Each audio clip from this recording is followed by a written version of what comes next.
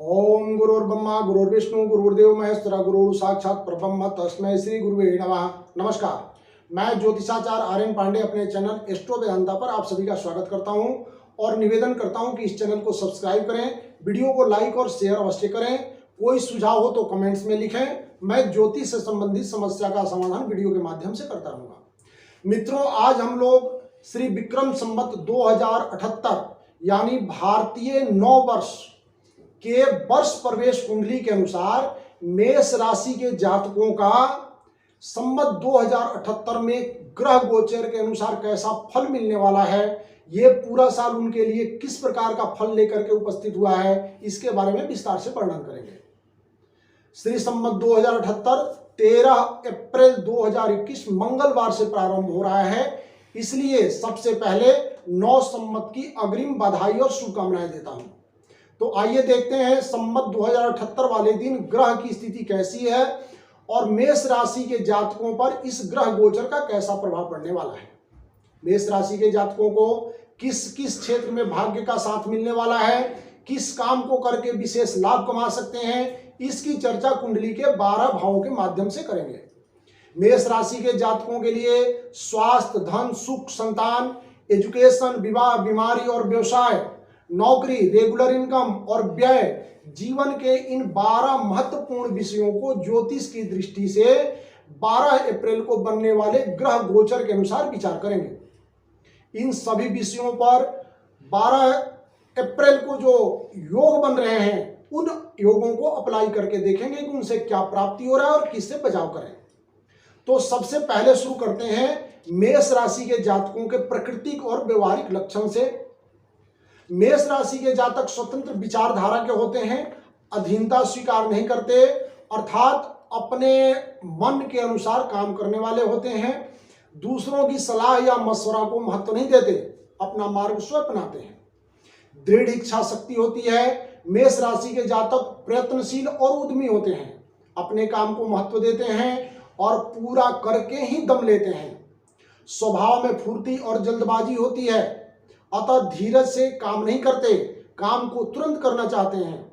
बुद्धिमान और चतुर स्वाभाविक रूप से होते हैं, अपने निर्णय पर अडिग रहते हैं। स्पष्टवादी और सच्चे व्यक्तियों को अधिक पसंद करते हैं। साहसी होने के कारण जोखिम से भरे काम सहज ही कर लेते हैं। अपने विशेष कार्यशैली के कारण जल्द ही समाज में अपनी एक अलग पहचान बना लेते हैं। मेष राशि के जातकों को किस चीज से सावधान रहना चाहिए, इसके बारे में बताता हूं। चर राशि के होने के कारण मेष राशि के जातक एक निर्णय पर नहीं रहते, अपने विचारों में परिवर्तन करते रहते हैं, अतः एक निर्णय पे बने रहना चाहिए। क्रोधी और उग्र प्रवृत्ति के होने के कारण जल्दबाजी में अपना काम स्वयं खराब कर लेते हैं। इच्छानुसार काम नहीं हो तो जल्दी घबरा जाते हैं, अतः निर्णय सोच विचार करके लेना चाहिए और अपने निर्णय को बार बार नहीं बदलना चाहिए। क्रोध और जल्दबाजी में कोई कार्य नहीं करना चाहिए। तो आप इन सावधानियों को अपने जीवन में उतारें तो जीवन सुख समृद्धि से भरपूर होगा। अब बात करते हैं ग्रह गोचर के अनुसार मिलने वाले फलों की। मेष लग्न का गोचर 12 अप्रैल के अनुसार विचार करें तो मेष लग्न में शुक्र महाराज स्थित हैं। चतुर्थेश चंद्रमा सूर्य और बुध के साथ द्वादश भाव में स्थित हैं। शुभ योगों की बात करें तो सूर्य से शुभ उभयचर योग, चंद्रमा से शुभ दुर्धरा योग, चतुर्थेश और पंचमेश की युति और उस पे 10 में शनि की दृष्टि होने से सुंदर राजयोग बनता है। षष्ठेश बुध द्वादश भाव में स्थित होने से हर्ष विपरीत राजयोग बनता है। इसके अतिरिक्त शनि से शश योग बनेगा, तृतीयेश बुध से मृत्यु योग, चंद्रमा से कुह योग, सूर्य से पामर योग बनेगा। सबसे पहले बात करते हैं लगन और द्वितीय भाव की। धनेश मंगल द्वितीय भाव में राहु से युति में होने से अंगारक योग में है। लग्न में द्वितीयेश शुक्र स्थित है, अतः लग्नेश मंगल और द्वितीयेश शुक्र में परस्पर परिवर्तन हो रहा है, जिसका अत्यंत शुभ फल होता है। इस योग के बनने से पैतृक संपत्ति और धन की प्राप्ति का योग होता है। धर्म कर्म में मन लगता है, विद्वानों की संगति होती है, परिवार और कुटुंबियों का सुख प्राप्त होता है। इस योग के कारण विवाह से संबंधित बाधा दूर होती है, परंतु लग्न पापकत्री योग में होने से शारीरिक कष्ट का भी सामना करना पड़ता है। तृतीय और अष्टम भाव की बात करते हैं। तृतीयेश बुध द्वादश भाव में अपने नीच राशि मीन में होने से कोर्ट केस में धन खर्च होने का योग बनेगा। ये योग अचानक व्यय का भी होता है। तृतीयेश का द्वादश भाव में संपन्न होने से स्त्री के माध्यम से भाग्योदय होता है। षष्ठेश बुध द्वादश में होने से व्यसन से भी बचना चाहिए, परंतु बुध विपरीत राजयोग में होने से कोर्ट केस में विजयी होना और धन के प्राप्ति का भी योग बनाता है।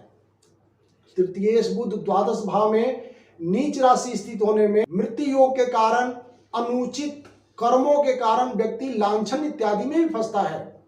तो इससे बचाव कैसे करें?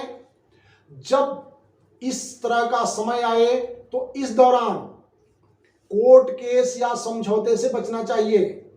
इस दौरान परिश्रम का फल कम या देर से मिलता है, अतः घबराना या परेशान नहीं होना चाहिए। अपने काम को बीच में नहीं छोड़ना चाहिए। अपने भाई बहनों, मित्रों और पार्टनरों के साथ लड़ाई या क्लेश नहीं करना चाहिए। अपने क्रोध पर नियंत्रण रखना चाहिए। अनुचित काम करने से भी बचना चाहिए। अब बात करते हैं हर्ष विपरीत राजयोग की, क्योंकि षष्ठेश बुध द्वादश भाव में जाने से हर्ष विपरीत राजयोग भी बनता है।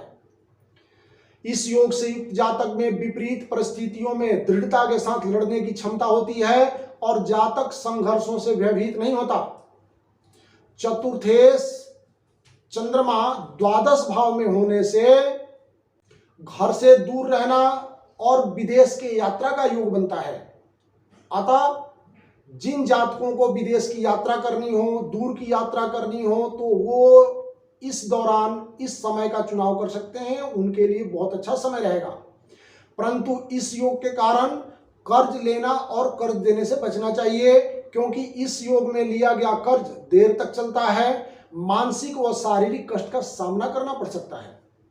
इससे बचे कैसे? तो चतुर्थेश चंद्रमा द्वादश भाव में स्थित है। चतुर्थ भाव एवं चतुर्थेश चंद्रमा पर शनि की दृष्टि होने से कुहू योग बनता है। अतः पंचमेश सूर्य द्वादश भाव में बुध और चंद्रमा से युक्त एवं शनि से दृष्ट है। परिणाम जॉब के सिलसिले में स्थान परिवर्तन करना पड़ सकता है। प्रोफेशनल एजुकेशन के लिए घर से दूर जाना पड़ सकता है और संतान से समस्या या संतान को समस्या का सामना करना पड़ सकता है। इसके लिए बचाव कैसे करें?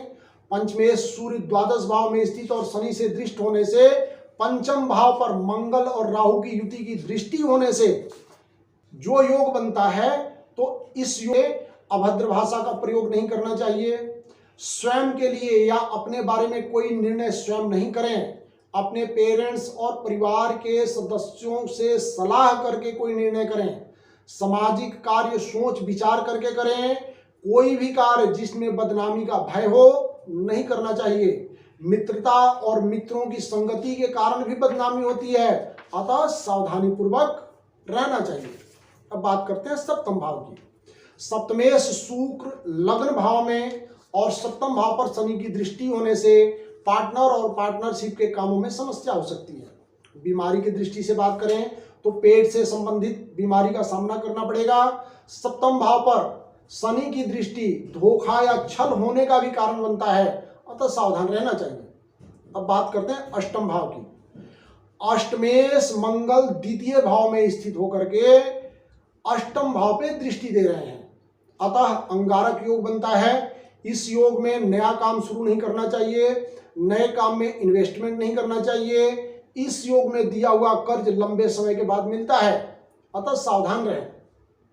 नव बात करते हैं नवम भाव की। नवमेश गुरु एकादश भाव में होने से व्यवसाय में अत्यधिक लाभ का योग बनता है। इस योग के कारण धार्मिक प्रवृत्ति होती है और गुरुजनों के आशीर्वाद से धन धान की वृद्धि होती है। पुण्य कर्म करने का अवसर मिलता है। अब बात करते हैं दसम भाव की। दसमेश शनि दसम भाव में होने से सभी कार्यों में दक्षता और सफलता मिलती है। यह बहुत ही सुंदर योग है। इस योग के कारण किए गए कार्यों में सफलता प्राप्त होती है, जीवन सुखी होता है। और अपने किए गए कामों में धन धान की वृद्धि होने से अति प्रसन्नता मिलती है। शनि अपने स्वराशि मकर में स्थित होकर के केंद्र स्थान में होने से सस नामक योग भी बनता है। इस योग के कारण मेष राशि के जातक जो कॉम्पिटिटिव एग्जाम अपेयर करेंगे सफल रहेंगे, उच्च अधिकारी या पदवी को प्राप्त कर पाएंगे। जो व्यक्ति इस दौरान चुनाव लड़ता है वो चुनाव में विजयी होता है और शरीर स्वस्थ रहता है। अब बात करते हैं एकादश भाव की। एकादश से शनि दशम भाव में होने से दशम और एकादश का संबंध बनता है। इस योग के कारण मान सम्मान की प्राप्ति होती है। इस योग के कारण शिक्षा के क्षेत्र में कार्यरत व्यक्तियों को विशेष लाभ की प्राप्ति होती है। टेक्निकल क्षेत्र में काम करने वाले जातकों को विशेष सफलता मिलती है और सम्मान की प्राप्ति होती है। एकादश भाव में बृहस्पति होने से सहनशीलता और सौम्यता स्वभाव में बनी रहेगी। इसके कारण मंगलोत्सव में शामिल होने का अवसर भी प्राप्त होगा। मन हर्षित रहेगा। मंगल उत्सव के कारण दूर की यात्रा भी करनी पड़ सकती है। अब बात करते हैं द्वादश भाव की। द्वादश गुरु एकादश भाव में स्थित होने से लाभ और हानि सामान्य बनी रहती है। किसी विशेष काम के कारण कर्ज लेना पड़ सकता है। द्वादश भाव में सूर्य चंद्रमा और बुध की युति होने से 4 शुभ योग बनते हैं। सूर्य चंद्रमा और बुध की युति के बारे में कहा गया है, तेजस्वी निपुणमति शास्त्र कला गोष्ठित यान रता नृपकृत करो धीरो रवि शशि शशिजय सिंहस्ते।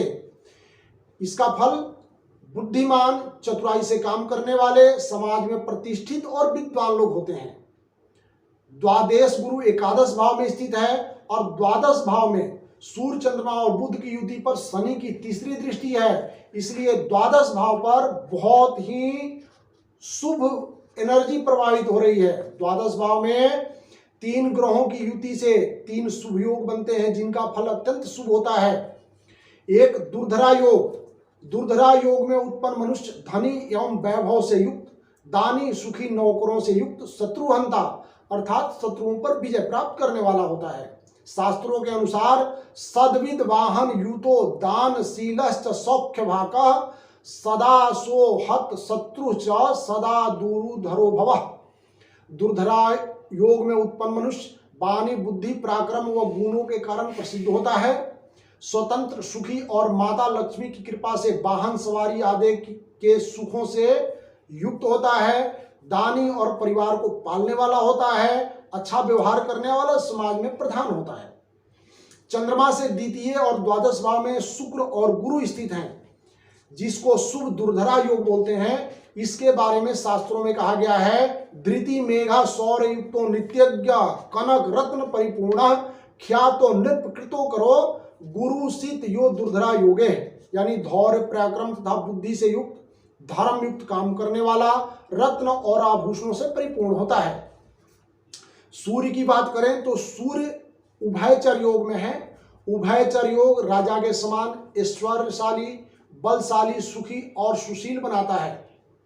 परिवार का व्यक्ति भार उठाने वाला होता है, बंधु बांधवों को साथ लेकर चलने वाला होता है। और सूर्य और बुध की युति से बुध आदित्य योग बनता है, उसका भी फल अत्यंत श्रेष्ठ और शुभ कहा गया है। बुध आदित्य योग बनता है। बुध आदित्य योग बहुत ही प्रभावी और फलदायी योग होता है, परंतु द्वादश भाव में बुध आदित्य होने से अत्यधिक व्यय का योग बनता है, अत्यधिक खर्च हो सकता है। साथ ही रिस्की काम नहीं करना चाहिए, अन्यथा धन की अचानक हानि का कारण बनेगा। ये मेष राशि के 12 भावों का फल रहा। अब उपाय की चर्चा करते हैं, जिसको करने से मेष राशि के जातक सुख और संपन्नता को प्राप्त होंगे। मेष राशि के स्वामी मंगल देव होते हैं। जिनका मंगल नीच, अस्त या शत्रु राशि के हों, षष्टम, अष्टम या द्वादश भाव में स्थित होने के कारण शुभ फल नहीं दे पा रहे हों, तो मंगल की आराधना करके उन्हें प्रसन्न करना चाहिए। इसके लिए मंगलवार को मंगल महाराज का व्रत या पूजन करना सर्वाधिक श्रेष्ठ होता है। मंगल देव के रूप में हनुमान जी का पूजन किया जाता है। सुंदरकांड का पाठ करना, हनुमान चालीसा का पाठ करना सर्वदा श्रेष्ठ माना जाता है। मंगलवार को गाय को गुड़ खिलाना चाहिए। मंगल महाराज का एकाक्षरी मंत्र ओम अंग अंगारकाय नमः अथवा ओम क्राम क्रीम क्रोम सह भौमाय नमः, इसका जप करना चाहिए। अथवा मंगल देव का मंत्र ओम धरणी गर्भ समुदम विद्युत कांतिम संप्रभम कुमार शक्ति हस्तम तम मंगलम प्रणमाम्यहम्, इस मंत्र का पाठ करें। अन्यथा अपने दाएं हाथ के अनामिका उंगली में मूंगा धारण करना सर्वदा श्रेष्ठ फलदायी माना जाता है। इन शास्त्रीय उपायों को करके मंगल देव को प्रसन्न कर सकते हैं और मंगल महाराज शिक्षा, धन, विवाह, संतान तथा बीमारी से संबंधित सभी प्रकार के बाधा को दूर करते हैं और जीवन में श्रेष्ठ और शुभ फल प्रदान करने वाले होते हैं। इति शुभम, धन्यवाद, नमस्कार।